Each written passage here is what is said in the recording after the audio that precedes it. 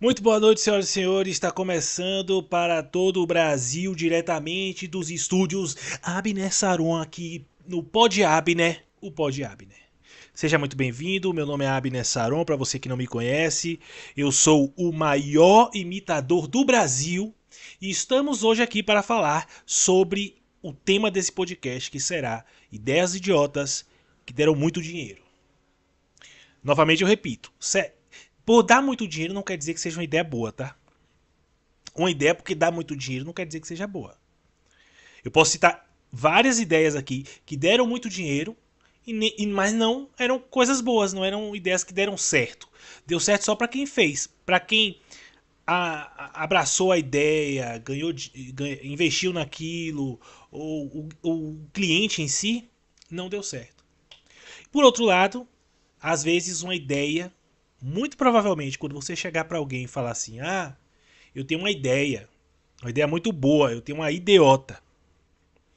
A pessoa geralmente vai duvidar de você. Vai achar que é uma porcaria, vai achar que não vai dar certo, vai achar que você está falando maluquice, vai achar que não faz o menor sentido. Então, vamos entender que toda ideia começa sendo ruim, até que se prove que é boa. Você imagina quem criou o avião? Dizem que é Santos Dumont, os americanos já dizem que são os irmãos lá. Enfim, existe essa controvérsia aí, nessa discussão. Mas você imagina quem criou o avião, quando chegou naquela época, falou assim: eu vou criar um avião, e um dia vai levar passageiros, as pessoas vão se transportar. O transporte não vai ser ônibus, o transporte não vai ser é, é, carro, o charrete, que deveria existir muito ainda na época.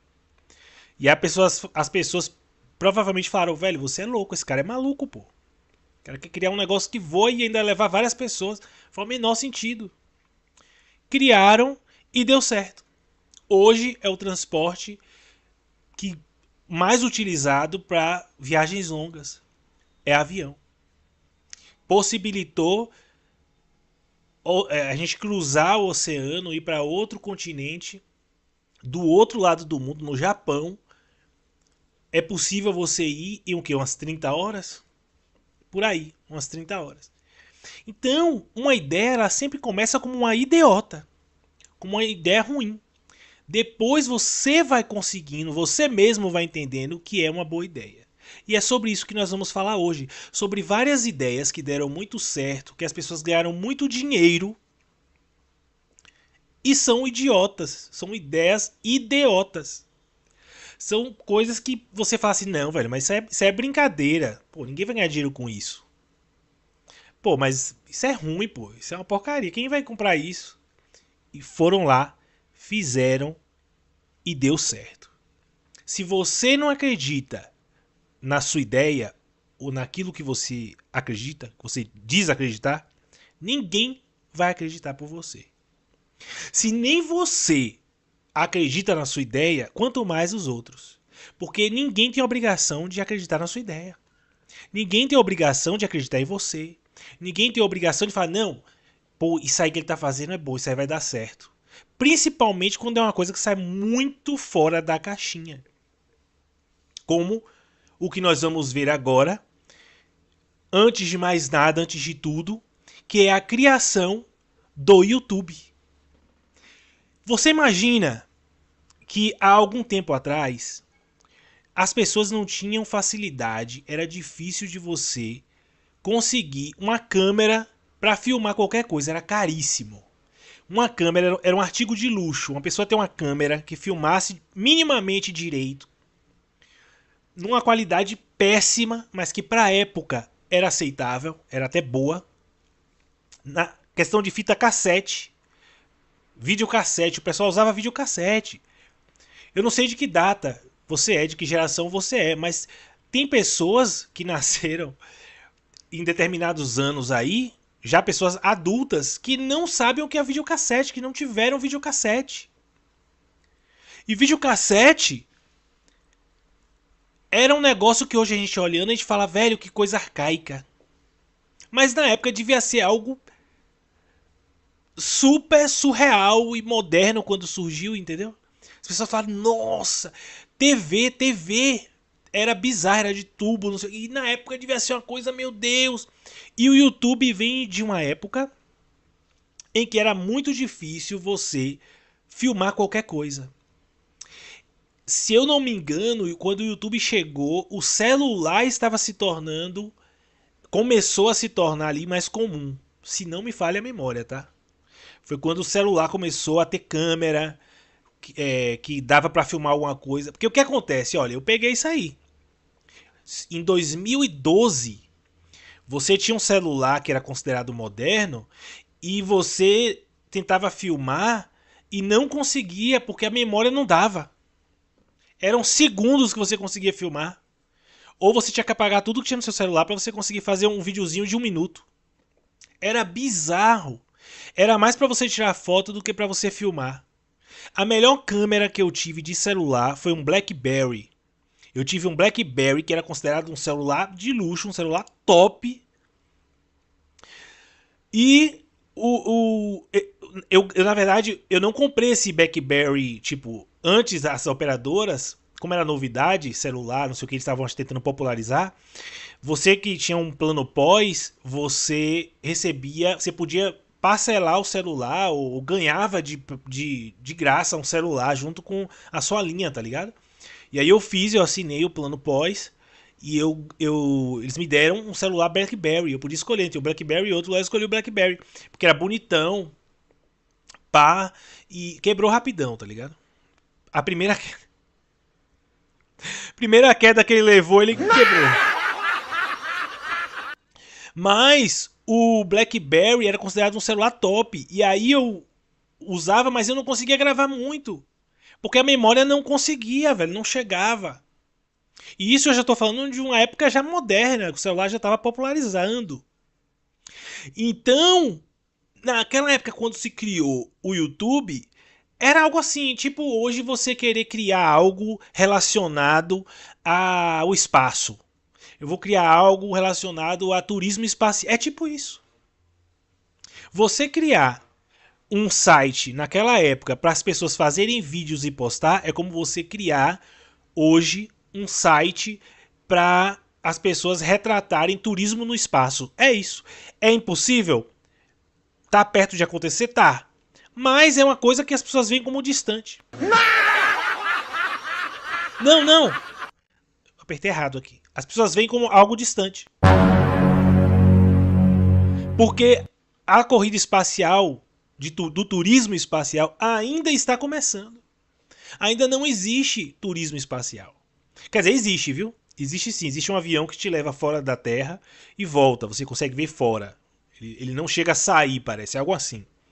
Chega a sair completamente, mas você vê o espaço e vê... Enfim, é uma doideira. Existe já turismo espacial. Mas não como dizem, de ir para a Lua. Então imagina você hoje criar algo para Marte. Você hoje criar algo para as pessoas irem para o espaço. Ou eu vou criar aqui uma roupa especial ou uma maquininha para as pessoas conseguirem registrar isso aqui no espaço. É mais ou menos isso, tá? Tem gente indo para o espaço? Tem, mas é muito pouca. Muito pouca gente. Estão querendo criar turismo espacial, já tem foguete dando ré? Tem. Mas ainda é algo distante. Então, você chegar naquela época e falar assim, vou criar um site para as pessoas postarem vídeo. Na minha opinião, se você levar aqui para a realidade de hoje, é mais ou menos isso, como algum louco chegar e falar assim, pô, vou criar um site aqui, ó, para quando as pessoas irem para o espaço, elas... É isso. Porque quase ninguém tinha câmera, quase ninguém conseguia fazer vídeo. As câmeras que vinham no computador da gente, as webcam, era ridícula a imagem. Então você imagina a qualidade daquela porcaria. A internet era péssima para você subir vídeo, não sei, era uma porcaria. Você entendeu? É algo inviável. Vamos ver então como foi a criação do YouTube. Eu vou colocar na outra tela aqui para a gente poder ver melhor. E vamos assistir como foi criado o YouTube. Vamos lá? Vamos lá. De 2005, em uma sala apertada acima de uma pizzaria 2000... e um restaurante. Peraí. Foi 2005 pelo visto aí, né? Ó. No início de 2005, em uma sala apertada acima de uma pizzaria... 2005, velho, no Brasil, tá? No Brasil, quem tinha celular em 2005, eu acho que era rico. Eu acho que era rico ou quem viajava. Eu não sei. Eu não lembro 2005 como era. Mas eu sei que era difícil você ter um celular. E um celular que filmasse, eu acho que nem existia, viu? Eu tenho pra mim que nem existia. E um restaurante japonês em San Mateo, na Califórnia, 3 ex-funcionários de uma empresa de pagamentos lançaram um site com um slogan constrangedor. Em inglês, ele dizia algo como "sintonize e conecte-se". Era para ser um site de namoro por vídeo. As pessoas gravariam clipes apresentando a si mesmas na esperança de encontrar alguém. E aconteceu o pior que pode acontecer com qualquer ideia. Ninguém apareceu. Não houve protesto. Não houve críticas furiosas. Houve algo mais cruel que o fracasso barulhento. Houve o silêncio. O site simplesmente não foi usado para aquilo que tinha sido criado.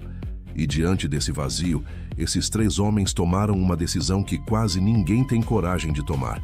Eles destruíram o próprio negócio que haviam acabado de criar. Mataram a ideia original. E o que sobrou daquela ruína se chamaria YouTube. 20 meses Ou seja, de cara aqui o que a gente vê é o quê? É que o YouTube não foi a primeira ideia. A primeira ideia foi uma grande de uma idiota. Porque não deu certo. Nem crítica teve. Simplesmente ninguém apareceu, ninguém queria ver. Simplesmente isso.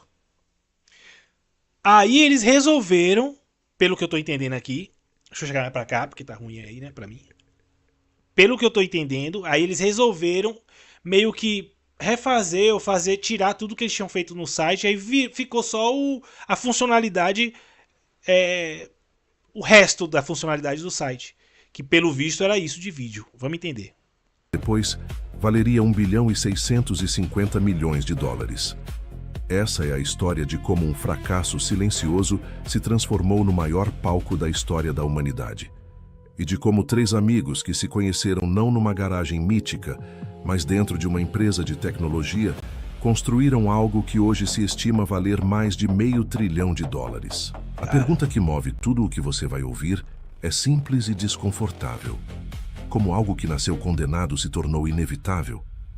Se você gosta de entender como impérios bilionários nascem dos lugares mais improváveis e muitas vezes do fracasso mais completo, inscreva-se agora no dossiê Impérios e ative o sininho, porque histórias como esta, sobre o momento exato em que tudo quase deu errado, são o que fazemos aqui.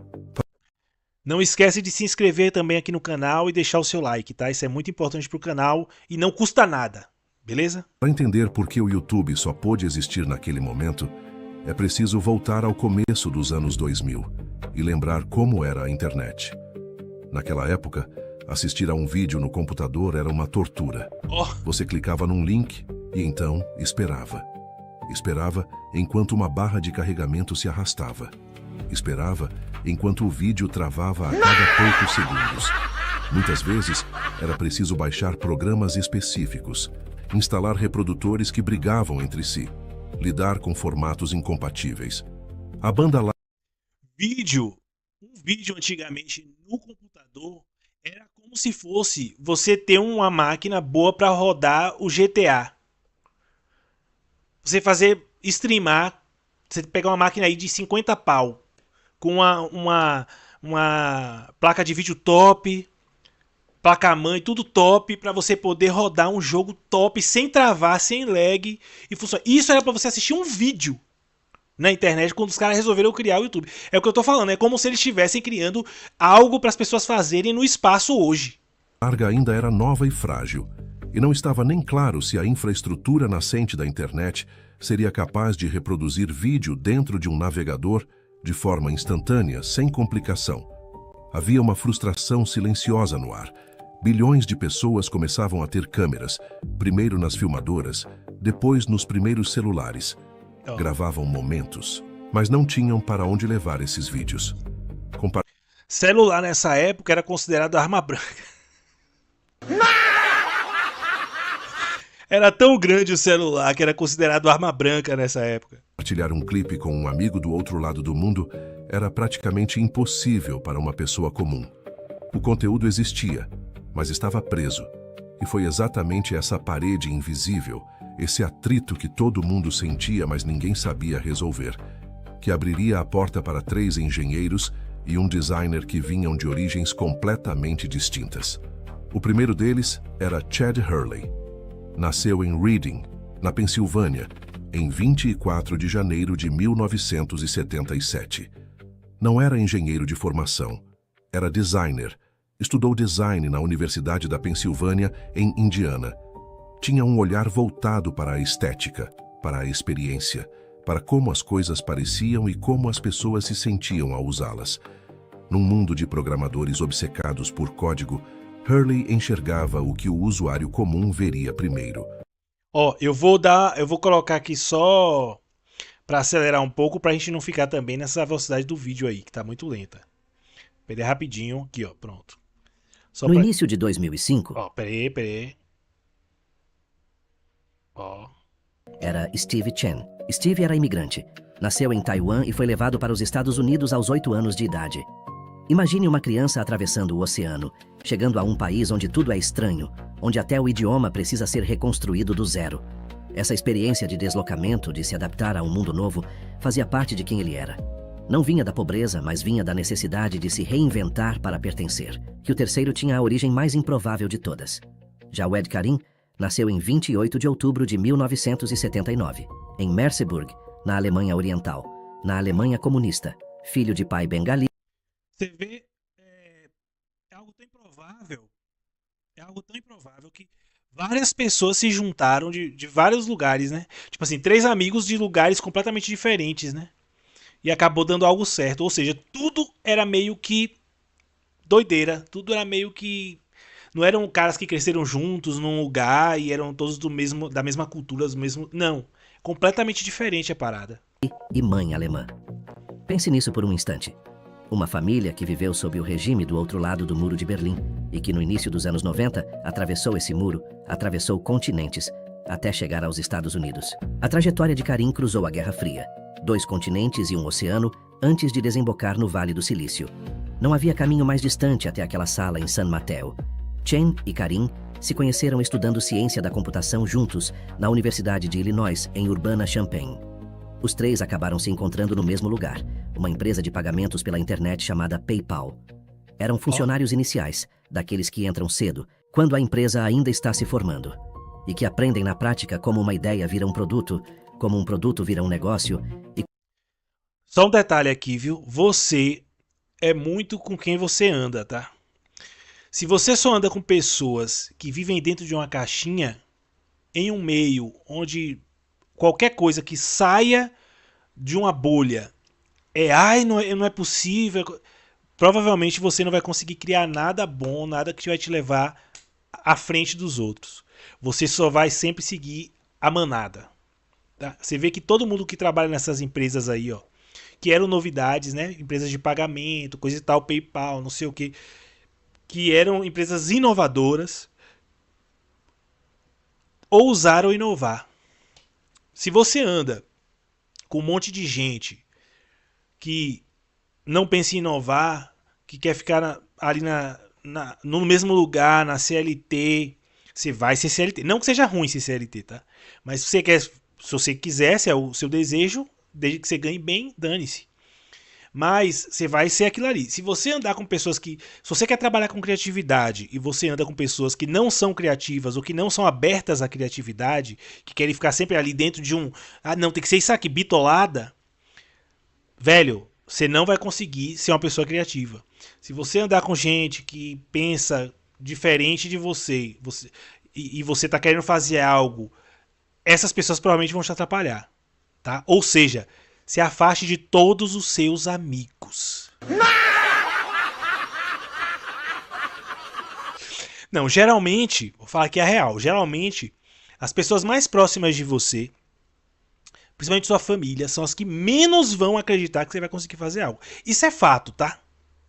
Eu já tô até preparando assim, quando eu tiver filho, eu já sei que tá ligado? O caminho que eu vou seguir para poder desfazer de tudo que ele tentar fazer. Porque é um caminho natural da vida. E é assim, se você olhar na sua família, vai ser assim. Tudo que ele for fazer, que você for tentar fazer, sua família geralmente vai duvidar, se for fora do que aquelas pessoas, sua família, ou enfim, ou quem você anda, estão acostumadas, ou tem por normal, ou tem por padrão que foi estabelecido, entendeu? Então se afaste da sua família também. Não tô brincando, mas você tem que saber separar as coisas, o seu profissional e o seu pessoal, entendeu? Não é porque aquelas pessoas você ama elas ou você convive com elas porque são família ou são amigos, que você vai no dia a dia conviver ali fazendo o seu trabalho e se inspirando neles, porque vivem uma realidade completamente diferente, bitolados, né? Ou com a cultura mesmo diferenciada. Já se você se envolve com pessoas criativas, pessoas, por exemplo, você quer ser músico. Pô, músico, se você chegar pra sua família e falar assim, ó, eu vou deixar de ser, eu não vou me formar não, eu vou fazer, eu vou entrar numa escola de música que eu quero aprender a tocar guitarra. Eu quero ser músico, quero ter uma banda e ganhar dinheiro. A sua família não vai acreditar em você, vai achar um absurdo, vai dizer que não, que você tem que se formar, que você tem que estudar, que você tem que fazer outra coisa, que dê dinheiro, que seja um trabalho tradicional. Não vão acreditar, não, ele tem talento, ele vai... Então não vão. Então você vai ter que provar isso, você vai ter que correr atrás disso. Entendeu? Provavelmente você vai se ferrar? Sim. Provavelmente. Mas faz parte de acertar, errar. Se você não errar, você nunca vai acertar. Entendeu? Olha aí esses caras. Eles montaram... Primeiro, eles estavam num ambiente altamente criativo e fora da caixinha. Que era a PayPal, que na época era algo moderno e inovador. Lá eles viram como essas pessoas trabalhavam com inovação, com experiência do público. E eles se inspiraram nisso, foram montar um negócio. Foi uma ideia de merda, foi horrível. Só que dessa ideia de merda surgiu a grande ideia, que foi o YouTube. Se eles não ousassem fazer isso, se eles não trabalhassem numa empresa assim, se eles andassem com todo mundo ali que era CLT e que não pensava em desenvolvimento de software, desenvolvimento de plataforma, experiência do público, tecnologia, se eles não andassem com essa galera, eles andassem com o pessoal que tipo assim, não, eu fiz TI, eu não sei se é TI, eu acho que é, né? Na época devia ser também. Eu fiz TI, mas eu só vou trabalhar para a empresa fazendo manutenção. Se eles andassem com gente assim, eles se envolvessem, ficassem andando no dia a dia, fossem essas amizades, provavelmente eles nunca teriam montado o YouTube. E hoje sairiam CLT ou teriam uma empresa de manutenção, entendeu? Poderiam até estar ganhando dinheiro, mas jamais teriam criado algo tão revolucionário quanto o YouTube. Ou seja, se você quer fazer algo revolucionário, saia agora do seu emprego. Isso é tudo ilusão, é tudo besteira. Não digo saia do seu emprego. Não digo saia do seu emprego, mas eu digo assim, tenha foco. Encontre um tempo para você criar aquilo que você quer, pra você investir na sua ideia, investir no caminho, na trajetória, na carreira que você quer criar. E ó, vá batendo. Vá batendo nisso, porque se você não errar, você não vai ter como acertar. Ninguém começa acertando, todo mundo erra e leva tempo. Não se engane, leva tempo para de forma honesta e de forma certeira você ter domínio realmente daquilo que você está fazendo e você começar a ganhar com aquilo e você começar a crescer com aquilo e você fazer algo tão grande que você nem imaginava que poderia ser tão grande assim na sua vida. Enfim, se afaste das más amizades. Como um negócio cresce em velocidade absurda. Foi ali que eles absorveram a mentalidade que mudaria tudo. Entenderam na carne que o segredo não estava em ter a ideia mais bonita, mas em remover o atrito, em tornar fácil aquilo que era difícil. Quando deixaram o PayPal, queriam construir algo próprio. E a primeira ideia parecia razoável na época. Eles se inspiraram num site que fazia sucesso, chamado Hot or Not, onde as pessoas avaliavam fotos umas das outras. Os três pensaram que o vídeo seria uma forma muito mais autêntica de as pessoas se conectarem romanticamente. Em vez de uma foto estática, você veria a pessoa falando, se movendo, sendo ela mesma. E olha que doideira, hoje o YouTube nada mais é do que você assistir, gostou, você avalia, não é isso? É exatamente a ideia. Você vê que a ideia, a intuição do cara, velho, no final é aquilo ali que vai dar certo. Eles podiam não estar enxergando exatamente como deveria ser, mas a premissa é a mesma. Você assiste um vídeo, você gostou, você curte, você comenta, você avalia aquilo ali, e aí baseado nisso o algoritmo te impulsiona. impulsiona aquele vídeo e outras pessoas também veem. Parecia óbvio, parecia o futuro do namoro. O domínio YouTube, foi ativado em 14 de fevereiro de 2005, Dia dos Namorados. A simbologia não era acidental. Eles tinham capital de risco de uma das firmas mais respeitadas do mundo, a Sequoia. Tinham talento técnico. Tinham um escritório, ainda que humilde, acima daquela pizzaria. E tinham um plano. O problema é que o plano não funcionou. As pessoas simplesmente não usaram o YouTube para namorar. O serviço de encontros por vídeo afundou no silêncio. Conta-se que eles chegaram a oferecer dinheiro para mulheres postarem vídeos de apresentação, e mesmo assim não conseguiram tração. A ideia central, aquela que tinha justificado todo o investimento, estava morta. E aqui está o primeiro grande momento de decisão dessa história. O momento que separa quem constrói impérios de quem apenas tem boas intenções. Diante do fracasso, eles não insistiram cegamente. Não passaram meses tentando salvar uma ideia que o mundo já tinha rejeitado. Eles observaram e perceberam algo curioso. Mesmo sem usar o site para namoro, algumas pessoas estavam subindo vídeos. Vídeos de qualquer coisa. De gatos, de viagens, de momentos aleatórios. As pessoas não queriam... Eles sabiam que a ideia era boa, mas eles só estavam focando no público errado. Eles estavam focando em relacionamento e namoro. E eles viram que o forte do vídeo estava no geral, no todo.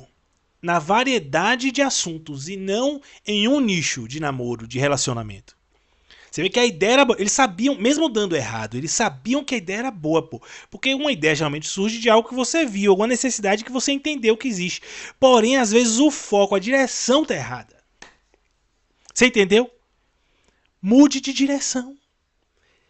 Mude agora de direção.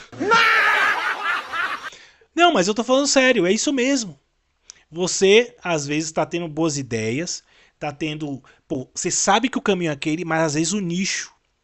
Às vezes, pô, é isso só? Eu tenho que focar nisso só? Não, pera aí, tem alguma coisa aí. Cavuque que tem alguma coisa aí. Um lugar para se apaixonar. Queriam um lugar para compartilhar qualquer vídeo, sobre qualquer assunto, com qualquer pessoa. Jawed Karim, mais tarde, explicaria de onde tinha vindo a percepção. 2 acontecimentos ficaram presos na cabeça dele. O primeiro foi o incidente envolvendo Janet Jackson durante o intervalo do Super Bowl de 2004, um momento que o país inteiro comentava. O segundo foi o tsunami devastador no Oceano Índico, no fim daquele mesmo ano, uma tragédia de proporções globais. Karim quis encontrar clipes desses 2 eventos na internet, e não conseguiu. Não havia um lugar central onde os vídeos do mundo estivessem reunidos e acessíveis. A informação visual mais importante do planeta estava espalhada, escondida, perdida. Foi essa frustração pessoal que iluminou o caminho. Eles abandonaram o namoro, mataram o conceito original por completo e abriram o site para qualquer tipo de conteúdo. O slogan constrangedor de sinto... Sabe por que isso aí? Isso aí tem uma coisa, isso aí tem uma regra básica aí. Quando eles abriram para tudo, eles aumentaram absurdamente o nicho deles.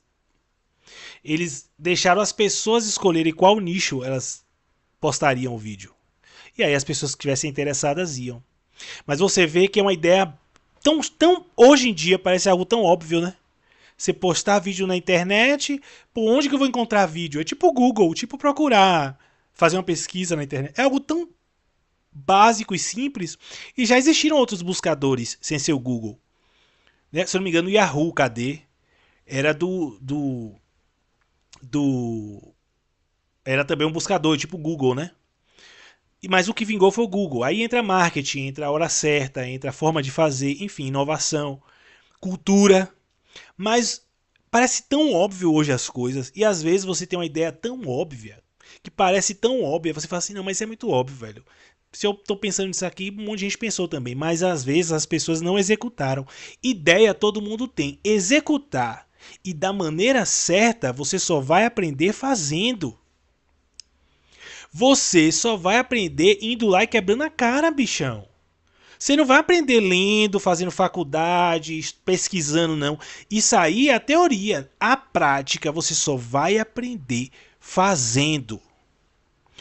Pare de tentar arrumar namorada na internet. Você só vai aprender fazendo. Não, mas eu tô falando sério. Até relacionamento as pessoas hoje estão tendo online, achando que ali online, de forma virtual, elas vão ter um bom relacionamento, vão encontrar uma pessoa, formar uma família. Mas na prática que você vai aprender. É na prática que as coisas funcionam de verdade e dão errado de verdade e você quebra a cara de verdade. Você tem que quebrar a cara, bichão. Sintonize e conecte-se deu lugar a outro, muito mais poderoso. Em inglês, transmita você mesmo. Broadcast yourself. Não era mais sobre encontrar um par. Era sobre dar voz e tela a qualquer pessoa do planeta. Essa decisão, a coragem de admitir que estavam errados e de destruir a própria criação, foi o que salvou a empresa. Mas a visão sozinha não bastaria. Existia ainda aquela parede técnica, o vídeo que travava, que demorava, que exigia programas estranhos. E foi aqui que entrou o golpe de mestre. Eles adotaram uma tecnologia chamada Adobe Flash Player. Na sua versão 8, Caramba! o Flash permitia... Caramba, velho! Todo mundo acho que lembra disso aí, hein? Adobe Flash... Tinha site, eu não sei se hoje em dia... Acho que não existe mais isso. Que você tinha que ativar o Adobe... Tinha site que você entrava que você tinha que ativar o Adobe Flash pra você poder ver o que tinha no site, velho. Comprimir os arquivos de vídeo e reproduzi-los instantaneamente dentro do navegador, sem que o usuário precisasse baixar ou instalar absolutamente nada.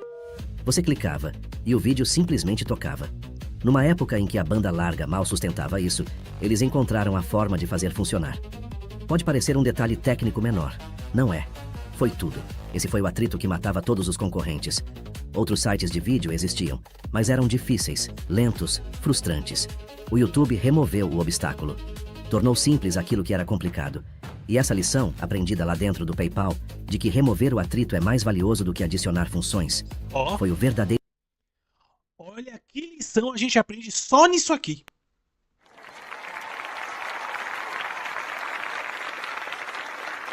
Remover o atrito é mais importante do que adicionar funcionalidades. Isso serve para tudo. Tudo na vida. Você fazer o básico funcionar direito é melhor do que você querer inventar moda.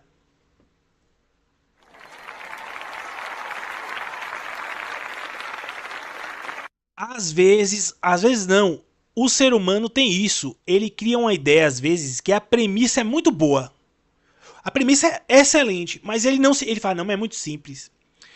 Aí em vez de focar em fazer o simples, o feijão com arroz, funcionar lindamente, perfeitamente, até melhor do que os outros, e resolver o problema daquilo que já existe, ele fica criando mais atrito, criando mais funcionalidades. Aí você cria mais funcionalidade na hora errada, que você vê que o YouTube foi criando mais funcionalidade aos poucos.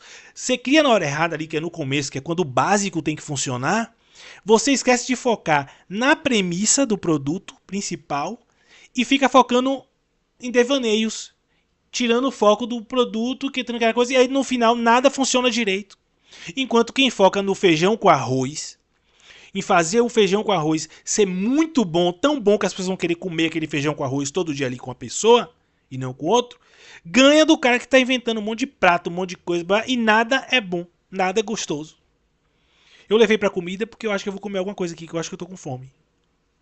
Vamos lá. O motor da explosão. E a explosão veio. Sem namoro, sem amarras, com vídeo instantâneo, o crescimento foi vertiginoso. As pessoas começaram a subir e assistir vídeos em quantidades que ninguém imaginava possíveis. O comportamento humano que estava reprimido encontrou finalmente uma válvula de escape. Cada pessoa com uma câmera virou uma emissora em potencial. E o conteúdo começou a se multiplicar numa velocidade que a infraestrutura mal conseguia acompanhar. Vale a pena marcar este momento, porque o primeiro vídeo da história do YouTube já dizia tudo sobre o que a plataforma seria. Foi gravado por Jawed Karim, no zoológico de San Diego. Tinha 18 segundos. Karim aparecia diante dos elefantes, comentando de forma quase boba que aquelas criaturas tinham trombas muito, muito compridas. Era trivial. Era banal. Era ninguém falando sobre nada. E exatamente por isso, era revolucionário. Pela primeira vez, o conteúdo não vinha de um estúdio, de uma emissora, de uma autoridade. Vinha de uma pessoa comum falando o que quisesse, para quem quisesse ouvir. Aquele vídeo de 18 segundos era a semente de uma transformação cultural que mudaria o mundo. O crescimento foi tão rápido, tão fora de escala, que chamou a atenção do maior gigante da internet. O Google, o rei das buscas, observava aquele foguete decolar. E o Google sabia uma coisa. Sabia que o futuro da internet seria visual. E que o vídeo... Se você parar para pensar, o YouTube também, mesmo na sua criação, ele já era meio que a premissa do Google. Ele era um buscador. O YouTube ele começou com a ideia de ser um buscador de vídeos. Depois que eles viram aí que a ideia era abrir para qualquer pessoa falar qualquer coisa, virou um buscador de vídeos. Então ele era simples, igual o Google. Só que você pesquisava o vídeo e aí entregava para você os vídeos que tinham postado ali. Tanto que antes era muito mais fácil de um vídeo dar certo, bombar, coisa e tal, do que hoje. Porque hoje tem muita concorrência. Antes era pouca gente, era um buscador realmente, os recursos eram de buscador. Acho que nem não existia esse algoritmo que existe hoje. Com tantas coisas de avaliação para entregar mais, não sei o que. Eu acho que não existia isso, mas existia o que estavam buscando. Né? E eu acho que existia recomendação também depois. Enfim, eles começaram a aprimorar. Porém, a premissa era simples, se você parar para pensar. E como o Google. Só que era focado em vídeo. Era nichado para vídeo. Parece simples, velho. Hoje parece uma besteira. Parece que qualquer um criaria hoje isso, velho. Qualquer um parece que criaria isso hoje. Parece óbvio. Depois que é feito e que as coisas evoluem, parece óbvio. Mas não era. Nem o Google tinha feito isso. seria o território mais valioso da próxima década. O Google tinha tentado criar o próprio serviço de vídeo e não tinha conseguido a mesma atração. Então, fez o que os gigantes fazem quando não conseguem vencer. Decidiu comprar. Em 9 de outubro de 2006, o Google anunciou a aquisição do YouTube por 1 bilhão e 650 milhões de dólares. Uma transação inteiramente em ações. Para colocar isso em perspectiva, isso aconteceu cerca de 20 meses após a fundação da empresa. 20 meses. Nossa. E a empresa ainda não dava lucro. Não tinha encontrado um modelo de negócio sólido. Tinha apenas 65 funcionários trabalhando na sede em San Bruno. 65 pessoas, vendidas por mais de 1 bilhão e meio de dólares. Chad Hurley resumiu o espírito do negócio, dizendo que o rei das buscas e o rei do vídeo estavam se unindo. Era a consagração, o sonho de todo empreendedor do Vale do Silício. Mas dentro dessa vitória, estava escondida uma das contradições mais cruéis dessa história. Porque nem todos os 3 amigos saíram da mesma forma. E o que aconteceu com cada um deles revela mais sobre risco, escolha e timing do que qualquer manual de negócios. Chad Hurley, o designer, recebeu ações no valor de aproximadamente 345 milhões de dólares. Nossa. Steve Chen, o engenheiro imigrante de Taiwan, recebeu cerca de 326 milhões. Já Jawed Karim, o homem nascido na Alemanha comunista, o homem que gravou o primeiro vídeo da história da plataforma, recebeu cerca de 64 milhões de dólares, 5 vezes menos que Hurley. Por quê? Porque Karim havia tomado uma decisão diferente dos outros dois. Em vez de permanecer em tempo integral na empresa, ele optou por voltar a estudar. Foi cursar a pós-graduação em Stanford. Aceitou ser apenas um conselheiro informal do YouTube e não um executivo de dedicação total. Por isso, sua fatia foi muito menor. À primeira vista, parece um erro de cálculo. Caramba, que doideira, bichão. Isso é uma bichona! Eu apertei o botão errado. Eu apertei o botão errado, era pra ser isso aqui, ó. Cara... Pô, quebrou o clima do vídeo, velho. Quebrou o clima do vídeo, pô. Caramba, que doideira, velho. Você vê o que é, né? Agora você vê o que é, velho. Os caras venderam. Olha isso, velho. Em uma época em que o lucro era primordial para uma empresa existir, tá? Essa época aí não era igual hoje, negócio de equity. Não existia negócio de equity. Era um negócio onde o lucro era primordial para uma empresa existir. Os caras não estavam tendo lucro, mas o que eles estavam tendo que era mais importante do que lucro? E às vezes isso é mais importante para você, para seu negócio, para sua empresa, para sua carreira, dependendo do que você faça, do que o dinheiro necessariamente, inicialmente falando. Pessoas, público, movimentação. Tinha movimentação no site. E isso para eles era mais importante nessa época aí. No começo, apesar deles não estarem ganhando ainda, isso era mais importante do que o dinheiro em si. Porque isso mostrava que tinha potencial e que futuramente, se uma empresa criasse, ou eles criassem algo que eles ganhassem $1 por pessoa, já ganhariam milhões de dólares por mês, porque milhões de pessoas já estavam usando, entendeu? Então, às vezes, você não pode ir com muita sede ao pote. Ah, eu tô com movimento, eu tô com público, eu tô com... Ah, agora eu vou ganhar dinheiro. Não, eu tenho que ganhar agora. Não, calma. Não se aveste. Tenha paciência. Às vezes você precisa dar tempo para você mesmo entender o seu público. E aí você começar a colocar algo que vai gerar dinheiro, vai monetizar aquilo para você, pô. Tá ligado?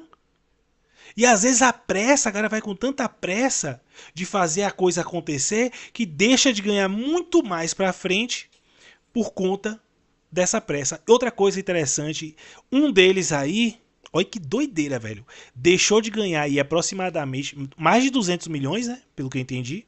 O cara deixou de ganhar mais de 200 milhões de dólares para não precisar ficar trabalhando em tempo integral na plataforma, pro Google, e poder estudar. Porque é isso que a gente vai ver onde vai dar isso, velho. Agora o bicho vai pegar, velho. Porque ou ele fez uma cagada muito grande e se lascou, não valeu a pena, perdeu mais de 200 milhões de dólares, ou ele vai ganhar mais do que os outros dois. Eu apostaria que ele vai ganhar mais do que os outros dois, tá? Porque é uma jogada muito arriscada. Ele teria muita vergonha se ele tivesse perdido, tá ligado? Se isso não tivesse dado em nada, eu acho que ele ia ter vergonha, acho que ele nem ia contar essa história, tá? Vamos ver. Gigantesco, mas a história de Karim tem outra camada. Com aquele dinheiro e com aquela visão afiada, ele se tornou investidor anjo. E investiu cedo em empresas como Airbnb, Reddit e Palantir, companhias que viriam a valer fortunas. O homem que ficou com a menor fatia provou que enxergar o futuro era um talento que não dependia de cargo. A aritmética dessa venda, porém, é o que assombra qualquer empreendedor até hoje. Porque 1 bilhão e 650 milhões de dólares parecia uma fortuna inimaginável em 2006. E era. Mas era também, visto de hoje, um dos maiores subpreços da história dos negócios. Verdade. Segundo uma nota de pesquisa da firma Moffett-Nathanson, reportada pela imprensa especializada, estima-se que o YouTube valha hoje cerca de 550 bilhões de dólares.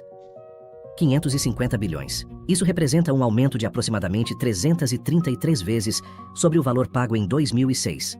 Pare e... Você já parou para pensar que o YouTube é a emissora mais cara do mundo? Eu acho que não existe nenhuma emissora mais cara do que o YouTube no mundo.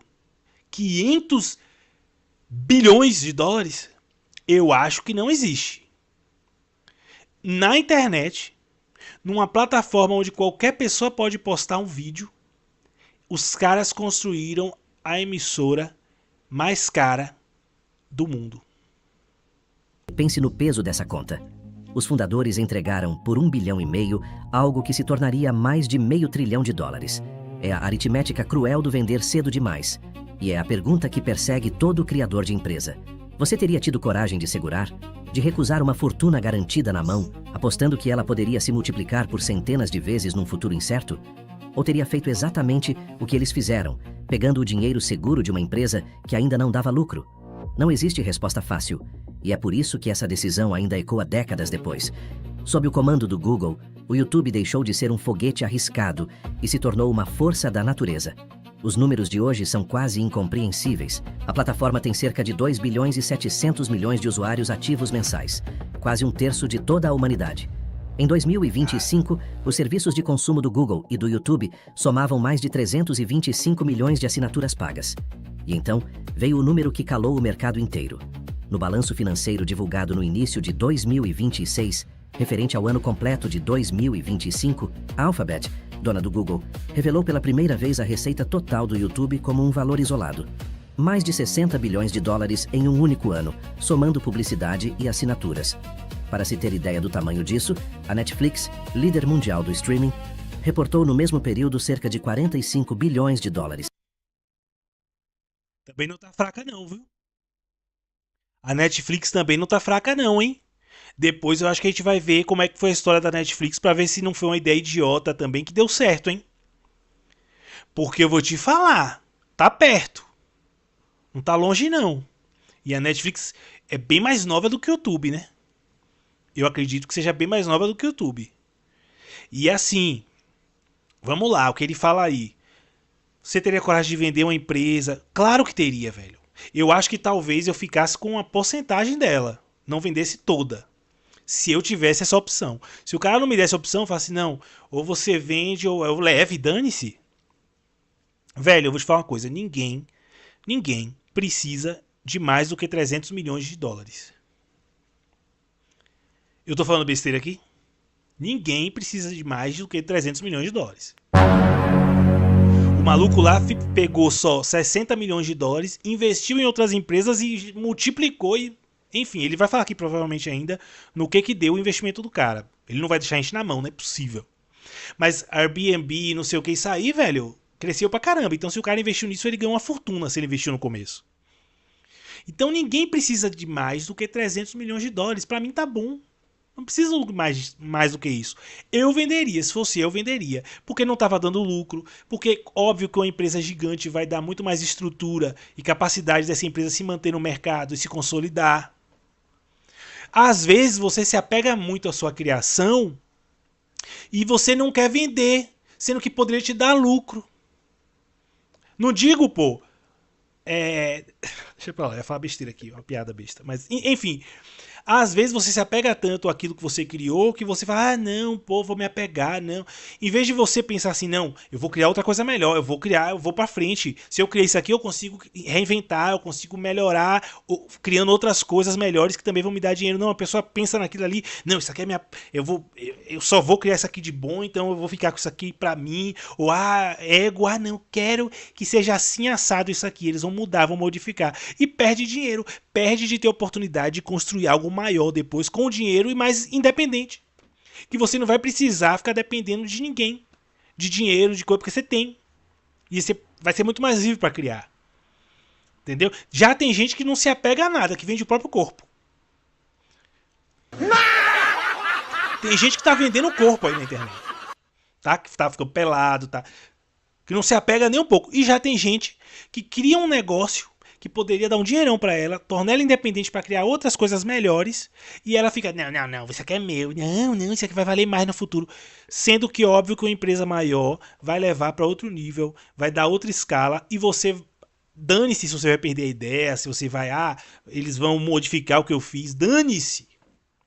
Porque depois, com o dinheiro, você consegue melhorar aquilo, criar algo melhor, criar outras coisas melhores também. Você não pode se apegar a uma boa ideia. E você tem que saber que nem todo mundo, se você continua, a menos que você se acomode, se você continua trabalhando o seu cérebro, se mantendo criativo, se mantendo nativa naquilo que você ama, você sempre vai criar algo melhor. A consequência disso não é o oposto, não é eu crio algo muito bom e depois crio só coisa ruim, não é. A tendência, quando você se mantém ativo, é você criar algo bom, depois criar algo melhor, depois algo melhor, e por aí vai. Prova disso é o Elon Musk. Elon Musk é a prova disso. Ele começou criando com boas ideias lá atrás, empresas também de tecnologia, e foi só melhorando, só crescendo. Por quê? Porque ele se manteve ativo, correndo atrás, arriscando. O mesmo espírito que ele tinha quando começou, ele manteve. Você tá entendendo? Claro que agora com alguma garantia. Agora ele não corre risco de quebrar e não ter nada, como no começo. Já você não pode fazer isso também, né? Você não pode fazer isso também. Por isso que no começo você tem que dar sim pra tudo. Óbvio que... Peraí, né? Tudo também não, né? Porque aí também, se você for dar tudo, por exemplo, na minha área, se você for dizer sim pra tudo, você vai sentar no colo do diretor da Globo pra poder entrar lá. A verdade é essa, não tem outra opção. Agora, se tem coisas boas, que isso aqui não é, pô, eu não queria que essa minha obra, que isso aqui, esse meu trabalho fosse visto dessa forma, mas aquilo vai te dar independência para você criar coisas melhores, velho, não ache que a sua melhor ideia é a que você já criou. Sempre vão existir novas ideias. O seu cérebro ele tende a expandir quando você pratica e você se mantém ativo. Inclusive, uma das partes do corpo que nunca param de crescer é a sua cabeça. É a sua cabeça. Nunca para de crescer. E tem gente que você vê que é mesmo, que não cabe um capacete. Você fala, caramba, não cabe um capacete nesse maluco. Porque, ó, ele tá ali na ativa, a cabeça dele tá ali em ativa. Essas pessoas geralmente têm muita atividade cerebral. O YouTube, aquele site que nasceu de uma ideia de namoro fracassada acima de uma pizzaria, hoje é muito maior que a Netflix. Só no último trimestre de 2025, a receita de publicidade da plataforma foi de mais de 11 bilhões de dólares. Mas nenhum império desse tamanho se constrói sem manchas. E o YouTube acumulou cicatrizes profundas no caminho. A primeira grande ameaça veio cedo, logo após a aquisição.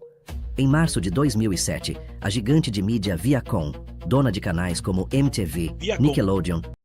Eu já tentei vender produtos para Viacom, tá? Já tentei vender produtos para Viacom.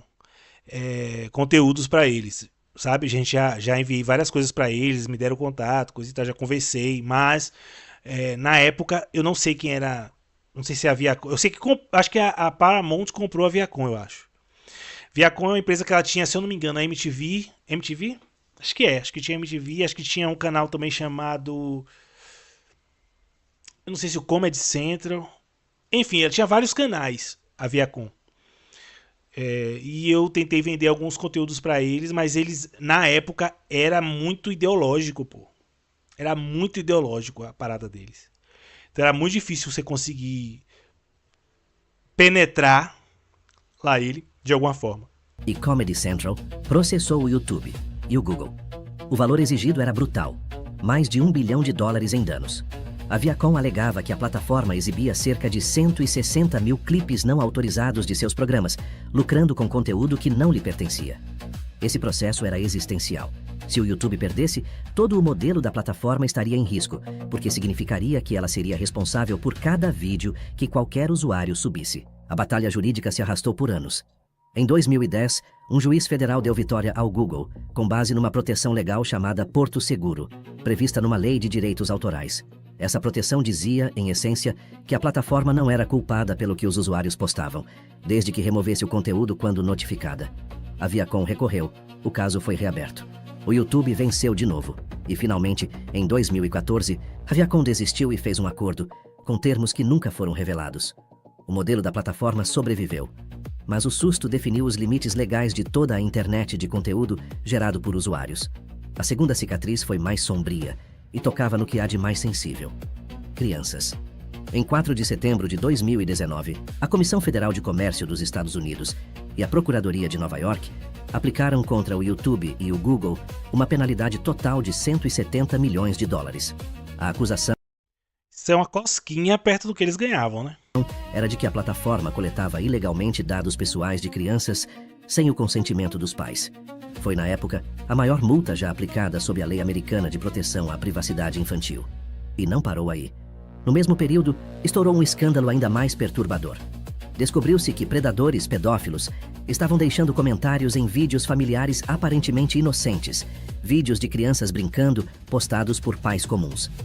Eles usavam a seção de comentários para se comunicar e marcar momentos específicos dos vídeos. A repercussão foi tão devastadora que o YouTube foi forçado a tomar uma medida drástica. Desativou os comentários em quase todos os vídeos que apresentavam crianças. O Império descobria, da pior forma, que dar voz a bilhões de pessoas significava também abrir a porta para os piores instintos humanos. Há ainda um capítulo recente e profundamente político. Em setembro de 2025, a Alphabet concordou em pagar $24,5 milhões para encerrar um processo movido por Donald Trump. O processo alegava censura, depois que o YouTube suspendeu o canal de Trump na sequência do ataque ao Capitólio dos Estados Unidos, em 6 de janeiro de 2021. Desse total, $22 milhões foram destinados ao próprio Trump, que anunciou que usaria o dinheiro na construção de um novo salão de festa. Que beleza, hein? Meu Deus do céu, velho. Como eu queria ser censurado assim pra ganhar um dinheiro desse, em processar e ganhar um dinheiro desse. Começar a fazer vídeo pra ver se eles me censuram. Ver se eles me censuram. Mas olha que interessante, né? Olha que interessante aí. Começaram a surgir dificuldades com a própria Google. Se fossem os amigos, os 3 amigos, eles provavelmente não teriam tamanho nem dinheiro como o Google conseguiu ter com a plataforma para poder lutar na justiça e de repente... Porque não se engane não, se essa multa foi 120 e tantos milhões ali, por direitos autorais, por exemplo, e aí eles tiveram que reinventar, né? Hoje você não pode postar nada que é dessas grandes indústrias aí, velho. Se eu postar qualquer coisa aqui de filme, vai entrar direito autoral. Pelo menos em alguns países entra. Pode ser que no Brasil algumas coisas não entrem, mas entre aí você é desmonetizado o seu canal, entendeu? O seu vídeo. Então, imagine se fosse esses caras só, entendeu? Eles não têm nunca capacidade, velho, nem equipe jurídica pra isso. Ou poderiam até ter, mas não iam ter a mesma força, entendeu? Porque dinheiro eles tinham, mas não iam ter a mesma força. O YouTube não, além de ter... O Google não, além de ter dinheiro para os advogados, equipe jurídica, coisa e tal, eles tinham conhecimento, contatos, influência, entendeu? Na própria corte. Então, assim, não se engane, se foi 120 e poucos milhões que morreu...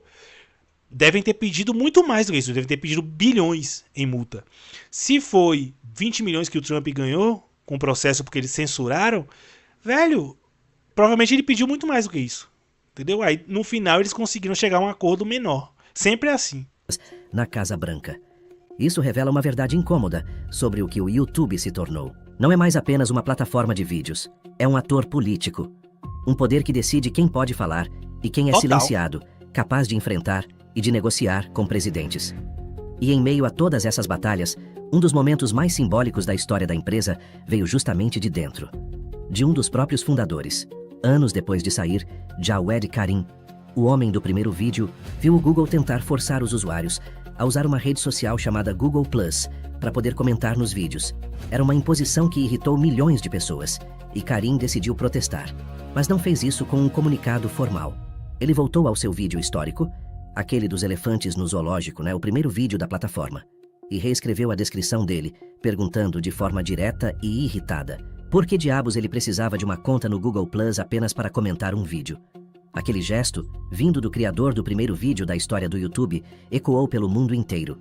A reação foi tão forte, tão simbólica, que ajudou a virar a maré. O Google acabou recuando, e com o tempo, abandonou a obrigatoriedade do Google Plus. Foi a prova de que mesmo um gigante de $500 bilhão podia ser forçado a recuar pela voz certa, no momento certo, usando a própria plataforma que ajudou a criar. O império também viveu suas transições humanas. Durante anos, o YouTube foi comandado por Susan Wojcicki, que liderou a empresa de 2014 a 2023. Wojcicki morreu em 9 de agosto de 2024, aos 56 anos, vítima de câncer de pulmão. Desde fevereiro de 2023, o comando está com Niall Mohan, que assumiu a missão de conduzir uma das máquinas de mídia mais poderosas já construídas. Quanto aos 3 amigos que começaram tudo, eles seguiram caminhos diferentes. Segundo estimativas de sites especializados em patrimônio, que devem ser tratadas com cautela, por não virem das fontes financeiras mais rigorosas, Steve Chen teria um patrimônio em torno de $500 milhões. Chad Hurley, cerca de 460 milhões. E Jawed Karim algo na faixa dos 300 milhões. Homens ricos, sem dúvida. Mas que entregaram por uma fração do valor algo que... E fez cagada. Fez cagada. O Karim não foi o que abandonou tudo, pô, pra seguir. Falou, não quero o dinheiro não todo, eu vou pegar só 60 milhões pra poder investir em outras empresas e estudar. No final ele ficou com menos dinheiro que os outros. No final de tudo, velho. Pô, vacilou, hein? Burrou. Pensei que ia ser uma história genial dele, mas ele deveria ter vergonha de contar isso. Alguém deve ter contado sem ele querer. Se tornaria um dos ativos mais valiosos do planeta. E aqui chegamos ao que essa história realmente significa. O YouTube transformou para sempre a relação da humanidade com a informação e com o entretenimento. Antes dele, o poder de transmitir, de chegar a milhões de pessoas, estava nas mãos de poucas emissoras, poucos estúdios, poucas autoridades. Depois dele, qualquer pessoa com uma câmera passou a ter um palco potencialmente global. Carreiras inteiras nasceram ali. Indústrias inteiras se formaram em torno da plataforma. A própria forma como aprendemos, nos divertimos e nos informamos foi reescrita. Isso não pode ser desfeito, mas o legado é pesado e carrega contradições que ninguém resolveu. A mesma plataforma que democratizou a voz também abrigou os piores comportamentos. A mesma tecnologia que conectou o mundo também coletou dados de crianças e abrigou... Mas você tem que ver que isso aí tá inerente ao ser humano. É inerente ao ser humano, tá? Isso aí faz parte da... O mundo não é perfeito, as pessoas não são perfeitas, o mundo tem gente ruim, tem gente má e tem gente boa. Então, tudo que você fizer, nada vai ser perfeito. Sempre vão ter falhas e você vai tentar amenizar. Nunca vai ser perfeito. A correção nunca vai ser perfeito. Entendeu? Não tem como. Porque a liberdade faz parte também do ser humano. E tem que existir liberdade. Porém, tem que existir punição para quem faz merda. O que é fazer merda? Não é falar merda, não é opinião. Não é fazer uma piada que você não gosta. Não é falar algo, dar uma opinião ruim que nem todo mundo gosta. Ou que a maioria não gosta. Não é isso. Fazer merda é você prejudicar outra pessoa intencionalmente e direcionadamente para uma pessoa. Isso é fazer merda. É o que os caras estavam fazendo, pô, cometendo crime mesmo com o negócio de criança. Aí beleza, mas isso é inerente. Agora, uma coisa importante é o seguinte: eu, por exemplo, hoje não assisto TV, velho. Eu não sei o que está acontecendo na TV. De vez em quando eu vejo jornal, para ver o que está acontecendo na cidade. Mas de eu assistir TV, filme, novela, programa de TV, velho, eu não sei o que passa mais no domingo. Não sei, eu sei que o Faustão não tá mais, mas eu não sei o que tá passando no domingo, quem que tá no lugar, em cada emissora, qual é a programa. Eu não sei, não faço ideia. Eu assisto YouTube. Minha TV fica ligada no YouTube, porque isso é uma coisa que o YouTube revolucionou também. O YouTube, graças ao YouTube, faz sentido uma Smart TV. Você já parou para pensar nisso? Graças ao YouTube, faz sentido você ter uma Smart TV. Tem a Netflix? Tem. Mas a Netflix ela não é geral, não é de informação. O YouTube é geral, você vê qualquer coisa ali. Não tem concorrência. Então, só faz sentido você ter uma Smart TV se você tiver YouTube. Se não, você vai ter uma TV só para assistir filme? Não faz sentido. Então, é impressionante como mudou e as fabricantes de TV colocam lá YouTube. Se a fabricante, a TV que você comprar, a marca, não colocar o YouTube, o aplicativo do YouTube na TV, você não vai comprar ela, você vai preferir comprar outra que tenha YouTube. É incrível. Inclusive, nas métricas do YouTube, você vê que a maioria das pessoas hoje assiste pela TV. Véi, os caras mudaram tudo. Óbvio que foi com a ajuda do Google. Se não fosse o Google, provavelmente eles não iriam tão longe. A ideia deles não iria tão longe. E você tem que saber qual o seu papel também na sociedade. Primeiro, você tem que criar coisas que contribuam para a sociedade. Não é só ganhar dinheiro. Por mais que não pareça, tem coisas que contribuem para a sociedade, mesmo que você ache que não. Então, primeira coisa, você tem que criar coisas, você tem que ter em mente que o que você faz, você tem que contribuir com a sociedade de alguma forma, aquilo tem que contribuir para o avanço, para a melhoria de algo na sociedade. E você tem que entender também qual o seu papel naquilo. Não é porque você criou, não é porque você que fez e você acha que tem que ser assim ou assado, que tem que ser assim ou assado. Entendeu? Então, pô, chegou o momento de vender, chegou o momento de você deixar para outra pessoa, outra empresa fazer melhor do que você, deixa, meu velho, porque você cumpriu a sua missão naquilo ali e parte para outra. Você vê que eles continuaram fazendo outras coisas, tanto que o dinheiro dos caras cresceram, provavelmente investindo em outras coisas, enfim, eles devem ter projetos, geralmente esses caras que têm muito dinheiro, pô, eles têm projetos sociais, coisa e tal, para incentivar, inclusive no setor deles, na área deles. Então, velho, você tem que entender o seu papel naquilo que você faz. Não só em criar uma coisa muito grande, não. Na sua empresa. Qual o seu papel na sua empresa? Será que você está tentando ocupar o papel do outro? Será que você está passando por cima da função do outro? Será que você está atrapalhando outros? Ou será que você está cumprindo o seu papel bem feito, em vez de você querer criar ali acessórios Abner Coach? Ou você quer simplesmente fazer o seu bem feito? Que é o seu papel ali, é o que vai contribuir na empresa. Cada pessoa representa uma peça na empresa. E cada peça dessa é importante para a empresa. É fundamental para a empresa. Então, se você não sabe qual é o seu papel e você não executa bem o seu papel, você mais atrapalha do que ajuda. Você está pensando que você está ajudando, tentando fazer um monte de coisa, que nem é a sua função, você está atrapalhando. É melhor você fazer a sua função muito bem feita. E deixar os outros fazerem a deles. E saber também um momento. Às vezes você você quer criar algum negócio, aí você tá numa empresa trabalhando e você nunca sai, nunca vai montar, não sei o quê, às vezes você atrapalha até a empresa, porque você não tem mais vontade de trabalhar ali, você não gosta mais, é uma coisa que você já queria ter abandonado, você odeia, e você tá ali se desgastando e não trabalhando como deveria para a empresa ainda, não produzindo como outra pessoa que tem vontade, que quer aquilo ali, quer aproveitar aquela oportunidade, estaria. Então você está atrapalhando os outros e se atrapalhando. Entenda o seu lugar na sociedade. Abner Coates, para mais informações, arrasta para cima.